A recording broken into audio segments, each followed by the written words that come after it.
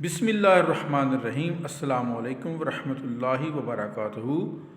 طہارت کے باب میں سوال نمبر 10، اگر گھی یا تیل نجس یعنی ناپاک ہو جائے تو اسے پاک کرنے کا طریقہ کیا ہے؟ جواب: اگر گھی یا تیل نجس ہو جائے تو اس میں جتنا گھی یا تیل ہے اتنا ہی پانی ڈال کر خوب ہلائیں، پھر اوپر سے تیل نکال لیں اور پانی پھینک دیں، کیونکہ تیل جو ہے وہ اوپر آ جاتا ہے، اس لیے اوپر سے تیل نکال لیں اور پانی پھینک دیں۔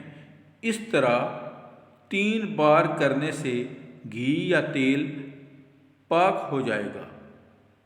شہد پاک کرنے کا طریقہ: شہد ناپاک ہو جائے تو اس کو پاک کرنے کا طریقہ یہ ہے کہ جتنا شہد ناپاک ہوا ہے اس میں اس سے زیادہ پانی ڈال کر خوب پکائیں، یہاں تک کہ سب پانی جل کر سوکھ جائے اور جتنا شہد تھا اتنا رہ جائے۔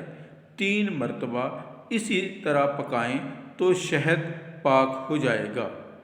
ویڈیو اچھی لگے تو اس کو لائک کیجئے، شیئر کیجئے اور چراغ علم یوٹیوب چینل کو سبسکرائب کیجئے تاکہ ہر نئی آنے والی اچھی ویڈیو سب سے پہلے آپ کو مل سکے۔